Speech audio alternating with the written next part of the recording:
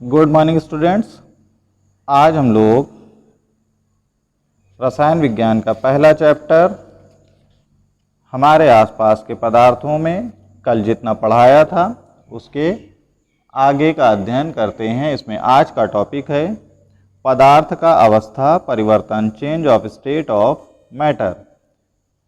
पदार्थ की तीनों अवस्थाएं अंतर परिवर्तनीय होती हैं। इसका मतलब यह है कि पदार्थ की तीन अवस्थाएं पाई जाती हैं और तीनों ही अवस्थाएं, एक अवस्था दूसरी अवस्था में, दूसरी अवस्था तीसरी अवस्था में, तीसरी अवस्था पहली अवस्था में परिवर्तित हो सकती है। जैसे यहाँ पर देखिए, ये बर्फ है। बर्फ ठोस अवस्था होती है। जब इस बर्फ को गर्म किया जाएगा तो वो जल यानी द्रव अवस्था में परिवर्तित हो जाएगा, और जल को जब गर्म किया जाएगा तो वाष्प यानी जल वाष्प के रूप में परिवर्तित हो जाएगा, जो बर्फ की गैसीय अवस्था होती है। लेकिन जब जल वाष्प को ठंडा किया जाएगा तो वो फिर से छोटी छोटी बूंदों के रूप में यानी पानी या जल के रूप में आ जाएगा। इस प्रकार से जब उस जल को फिर से ठंडा किया जाएगा तो वो फिर से बर्फ का रूप धारण कर लेगा।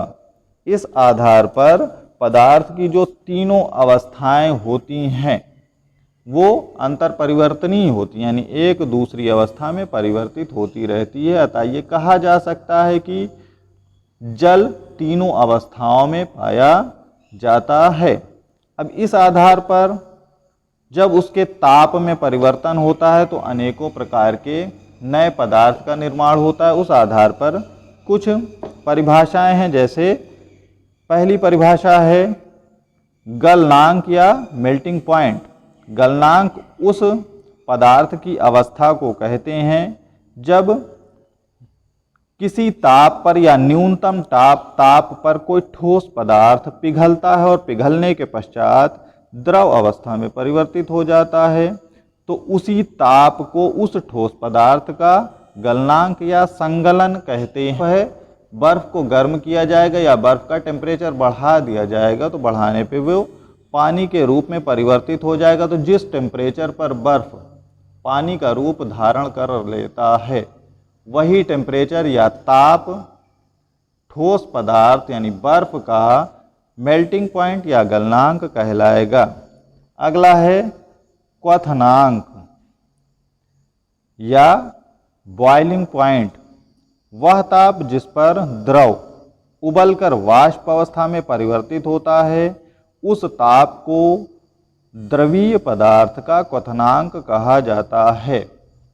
जैसे पानी है, पानी को जब गर्म किया जाएगा तो जिस टेम्परेचर पर पानी गर्म होने के बाद भाप का रूप धारण करेगा उतना ही टेम्परेचर उस पानी का क्वथनांक कहलाता है। अगला है संघनन या कंडेंसेशन। संघनन उस प्रक्रिया को कहते हैं जिसमें पदार्थ गैसीय अवस्था से द्रव अवस्था में परिवर्तित हो जाता है। जैसे मान लो आप लोगों ने देखा होगा कि जब किचन में पानी खौलाया जाए, पानी उबाला जाए तो उसमें से भाप निकलती है।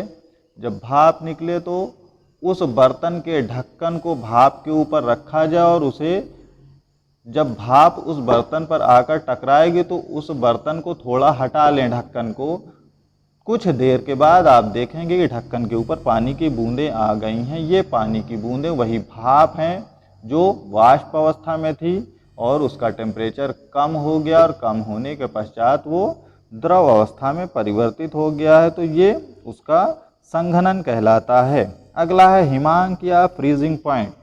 वह तापमान जिस पर पदार्थ द्रव अवस्था से ठोस अवस्था में बदल जाता है पदार्थ का हिमांक कहलाता है। यानी पानी को जब ठंडा कर दिया जाए तो ठंडा करने के बाद पानी बर्फ का रूप धारण कर लेता है तो पानी द्रव अवस्था में होता है।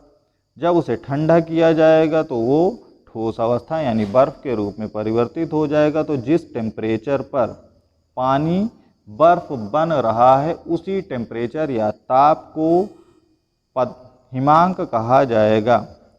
अगला है ऊर्ध्वपातन या सब्लिमेशन।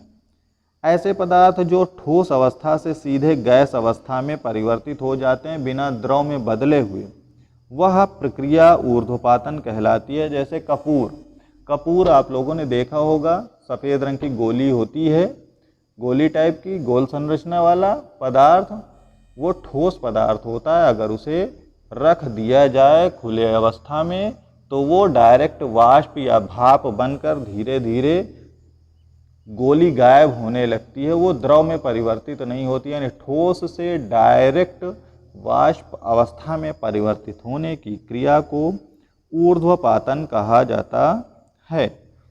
अगला है वाष्पीकरण या इवेपोरेशन। द्रव के कणों का वाष्प में परिवर्तित होना वाष्पीकरण कहलाता है। और वाष्पीकरण के लिए द्रव को ऊर्जा की आवश्यकता होती है। यह ऊर्जा द्रव के भीतर से ही प्राप्त होती है, जिससे द्रव का ताप कम हो जाता है तथा शीतलता महसूस होती है। जैसे आप लोगों ने देखा होगा कि जब किसी बर्तन में हम ठंडा पानी रख दें या बर्फ रख दें तो वायु में उपस्थित जल वाष्प की ऊर्जा ठंडे जल के संपर्क में आती है और आने पर वह कम हो जाती है, क्योंकि जो बाहरी गिलास की सतह होती है उसका तापमान कम होता है, अतः ये द्रव अवस्था में परिवर्तित हो जाती है। आपके यहाँ जब मेहमान आते हैं तो गर्मियों के मौसम में शरबत दिया जाता है या कोल्ड ड्रिंक दी जाती है जो ठंडी होती है। कुछ देर के पश्चात ग्लास के बाहरी सतह पर भी पानी की बूंदें दिखाई देने लगती हैं। वो इसी कारण से होती हैं वाष्पीकरण, क्योंकि ग्लास के बाहर का टेम्परेचर अधिक होता है, जिस कारण से वो ठंडा पानी जो अंदर था वो बाहर जलवाष्प के रूप में दिखाई देने लगता है। तो आज इतना ही, बाकी नेक्स्ट डे पढ़ाया जाएगा। Good bye.